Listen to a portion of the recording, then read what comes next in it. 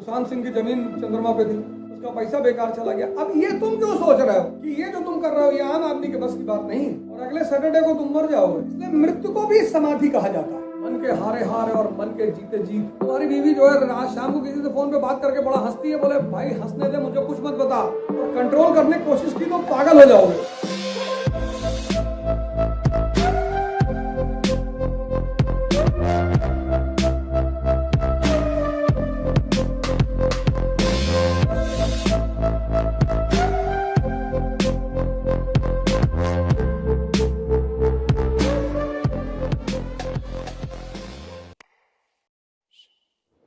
जब तक मैं अपने नाम के आगे काफिर लगा रहा हूं तब तक ये आपको सूचना है कि मेरा मन अभी जिंदा है और मुझसे बचकर रहिए, क्योंकि अगर मेरा मन जिंदा है तो मैं बेईमान भी हूं।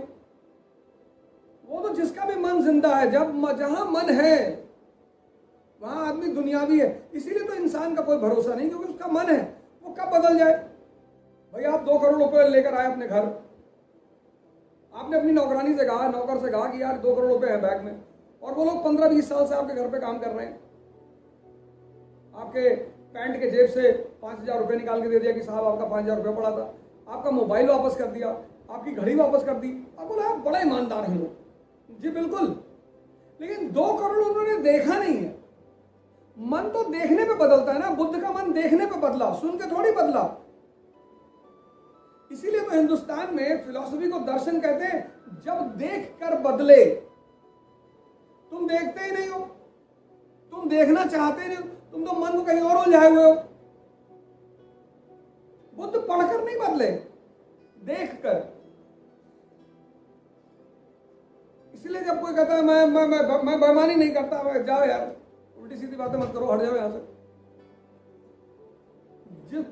जब तक इंसान का मन है, वो कब बदल जाएगा उसका कोई भरोसा नहीं।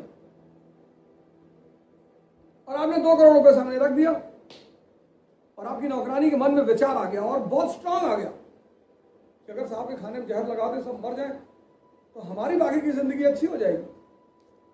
गए आप गए। भगवान जो कृष्ण है, मैंने कहा ना भारत में भगवान पैदा होते हैं, क्योंकि जो भी आदमी सेंसेस से कॉन्शियस पे चला जाता है उसको हम दुनियावी मानते ही नहीं, हम उसे भगवान मान लेते हैं कि ये जो तुम कर रहे हो ये आम आदमी के बस की बात नहीं है। तो धृतराष्ट्र कह रहा है कि मैं भीम के गले मिलना चाहता हूं, और कृष्ण को यह बात समझ में आ रही है कि दुर्योधन को मारा तो इसी ने है, अर्जुन को क्यों नहीं, अर्जुन से क्यों नहीं गले मिलना चाहते, नकुल से क्यों नहीं मिलना चाहते, सहदेव से क्यों नहीं, युधिष्ठिर से क्यों नहीं, भीम से क्यों? क्योंकि फाइनली दुर्योधन को मारा है भीम ने, और वो पुत्र मोह में अंधे पहले से थे और अंधे हो गए। तो धातु, लोह धातु की एक भीम की प्रतिमा बनाई जाती है। अब ये सब कहानी पढ़कर हो सकता है आपको कम समझ में आए, देखकर। अगर आपका मन जागरूक होना शुरू हो जाए ना सर, आपकी 90% दिक्कतें खत्म हो जाएंगी। मन पर काम करिए।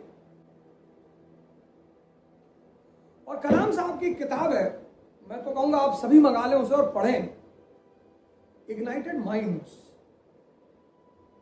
मैंने कल आपसे कहा ना कि वो जो इब्न अरबी वाली धारा है, हम सब, वो मन को बड़ी पॉजिटिव बनाती है। मैं की जो धारा है वो मन को नेगेटिव बनाती। जहां तुमने कहा मैं हिंदू, बस तुम सीमित हो गए। जहां तुमने कहा मैं मुसलमान, वहां तुम सीमित हो गए। और एक सीमित मन बहुत बड़े बड़े काम नहीं कर सकता। इग्नाइटेड माइंड्स बहुत अच्छी किताब, एपीजे कलाम की है, ऑनलाइन मिलेगी, मंगा लीजिए, पढ़िए, एक एक लाइन पढ़िए, 1 पेज पर डे पढ़िए, उससे ज्यादा मत पढ़िएगा। सर क्या मतलब उस किताब को क्लास 10th में हिंदुस्तान में कंपलसरी होना चाहिए था। इग्नाइटेड माइंड्स, जागा हुआ दिमाग। ध्यान पर आज तक कोई स्पेसिफिक किताब नहीं बनी, है ही नहीं, बनी ही नहीं। हर विषय पर किताब है, ध्यान पर कोई स्पेसिफिक किताब नहीं है, क्योंकि कोई स्पेसिफिक फॉर्मूला है ही नहीं। जितने व्यक्ति इस दुनिया में हैं सबके लिए अलग अलग फॉर्मूला है। शुरुआत एक जनरल फॉर्मूले से होती है, जैसे वो सांस का फॉर्मूला है कि आपने सांस पे ध्यान दिया, वो शुरुआत है। लेकिन जैसे जैसे आप उसमें गहरे बढ़ते जाएंगे वैसे वैसे आपका ध्यान की पद्धति आपके हिसाब से होती चली जाएगी। योगा मतलब union of your breathing and conscious. तो वो जो हीलिंग होती है, बेसिकली हीलिंग वो कॉन्शियस की वजह से होती है। बहुत सारे लोग जब बीमार हो जाते हैं तो योगा शुरू करते हैं, तब कोई फायदा नहीं होगा सर। कबीर ने कहा नहीं, दुख में सुमरन सब करे, सुख में करे ना कोई। और जो सुख में सुमरन करे दुख काहे को हो। तो दुख में दिमाग को कंसंट्रेट करना बहुत मुश्किल है। जैसे किसी व्यक्ति को कैंसर हो गया, उससे आप कहिए कि यार ध्यान करो, अब उसके मन में एक बात बैठ गई कि मैं मरने जा रहा हूं, वो कहेगा मैं क्यों ध्यान करूं, मुझे मरना है। तो गुरु नामदेव महाराष्ट्र के बड़े फेमस संत रहे, उनसे किसी ने आके पूछा कि आप कहते हैं ध्यान साधना करो, भगवान मिलेगा और ये मिलेगा, क्या होती है ध्यान साधना, बेवकूफ बना दें आप सबको। गुरु नामदेव ने कहा कि यार ऐसा है, इधर आओ, थोड़ा करीब में आओ।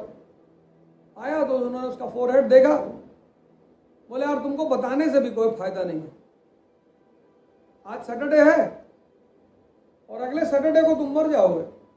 अरे उसने कहा ये क्या कह रहे हैं। हाँ बोले अगले सैटरडे को गए, तुम्हारा खेल खत्म। वो बंदा लौट कर आया अपने घर पर, कमरे में जाकर लेट गया, खाना छोड़ दिया, पीना छोड़ दिया। घर वाले आ गए, क्या हुआ, कहा मैं तो बस अगले सैटरडे को मर जाऊंगा। और एक हफ्ते में गल कर खाक हो गया, किसी से ना बोलना ना बात करना, कुछ नहीं। आवाज चली गई, सोच चली गई। लोगों ने कहा यार वो तुम्हारा प्रोजेक्ट चल रहा है पिंपरी वाला पुणे में। अरे बोले भाड़ में जाए प्रोजेक्ट, हमसे क्या लेना देना। बोले वो फलाने वर्मा जी तुमको गाली दे रहे थे, बोले देने दो यार। बोले वो तुम्हारी बीवी जो है आज शाम को किसी से फोन पे बात करके बड़ा हंसती है, बोले भाई हंसने दे, मुझे कुछ मत बता, मुझे किसी से कोई मतलब नहीं, मैं मरने जा रहा हूं। शनिवार की शाम को गुरु नामदेव उसके घर पहुंचे। बोले और रोना पिटना मचा होता, लोग रो रहे थे। गुरु पहुंचे, बोले और क्या हाल है। बोले हाल क्या है, शाम हो गई अभी तक तो निकली नहीं। बोले निकलेगी भी नहीं। बोले एक हफ्ता कैसे बीता। बोले कैसे क्या बीता यार, जिंदगी उलझी हुई थी, मतलब परेशान हो गए, डर के मारे हालत खराब थी। बोले दिमाग कहीं गया। बोले कहीं नहीं गया। बोले यही ध्यान है। बोले दिमाग कहीं भागा। बोले कहां कहां भागेगा, मरने जा रहे तो कहां भागेगा। इसलिए मृत्यु को भी समाधि कहा जाता है। सारा गेम तो ये सेट करता है, सारा दिमाग सारा बवाल यही सेट करता है। सब पता नहीं कहां से थॉट फेंक देता उठा के। आप बैठो, इतनी बम्बार्डमेंट करेगा थॉट की, बड़ा असहाय फील करोगे जब आप ध्यान शुरू करोगे कि यार मेरे ही मन में चल रहा हूं, मैं नहीं रोक पा रहा हूं। और लगाकर देख लो सर ताकत, नहीं रोक पाओगे सर। वो जो दुनिया कंट्रोल करने की बात करते हो, अपना मन नहीं कंट्रोल कर पाओगे, और कंट्रोल करने की कोशिश की तो पागल हो जाओगे। और मजेदार बात, तुमको पता ही नहीं चलेगा कि विचार कहां से आ रहा है, कौन कौन से आ रहे हैं। बैठे सुशांत सिंह की जमीन चंद्रमा पे थी, फालतू में खरीद लिया उसने, उसका पैसा बेकार चला गया। अब ये तुम क्यों सोच रहे हो। लेकिन वो है, वो फेंकता रहता है, ये ले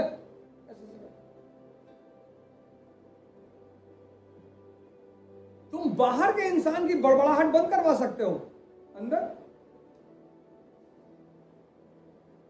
इसलिए मैं आप सभी लोगों से व्यक्तिगत तौर पर, सभी irrespective of caste, religion, region, ध्यान को शुरू करिए। अब मौका है, अभी 4-5 महीने के अंदर आप एक अच्छे ध्यानी और एक अच्छे योगी हो जाएंगे। 3 महीना मिनिमम लगेगा, 3 महीना मिनिमम लगेगा।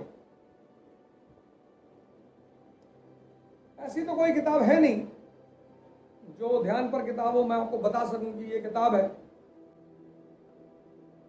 लेकिन मैंने कहा कलाम साहब की किताब इग्नाइटेड माइंड्स, आप उसको पढ़ सकते हैं। The autobiography of a yogi पढ़ सकते हैं। आप पढ़ सकते हैं the mystic saint, woman saint Rabia, वो जो मुसलमान संत है, आप उसको पढ़ सकते हैं। इन सब किताबों से आपको थोड़ा थोड़ा हिंट मिलेगा। इसीलिए तो पुरोहित जो तबका है, चाहे हिंदू पुरोहित, मुसलमान पुरोहित, क्रिश्चियन, ये ध्यान में नहीं बोलते, इनको पता ही नहीं, उसकी कोई किताब ही नहीं, आज तक कोई लिख ही नहीं पाया, सबने इशारों में लिखा, इशारों में।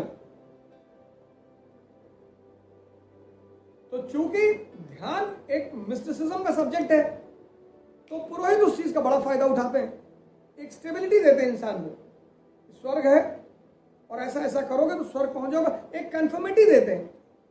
इसलिए प्रीस्टों का बिजनेस चलता है, वो कभी खत्म हो ही नहीं सकता, क्योंकि 95% पॉपुलेशन कभी रिस्क ले ही नहीं सकती। जिस एरिया के बारे में जानती नहीं उधर जाना ही नहीं चाहेगी, क्यों फालतू में टाइम दें। अभी भी कुछ नहीं बिगड़ा। मैं आप सभी लोगों से सादर निवेदन कर रहा हूं कि अभी भी कुछ नहीं बिगड़ा, और आप सब लोग ध्यान और योग को अपनी जिंदगी का हिस्सा बनाइए। बहुत मानसिक ताकत की जरूरत पड़ेगी आपको आने वाले समय से निपटने के लिए। आपका पैसा आपको बचा नहीं पाएगा, नहीं बचा पाएगा। आपकी दुनियावी ताकत, पद नहीं बचा पाएगी। पहली लड़ाई मन से ही है, मन के हारे हार और मन के जीते जीत।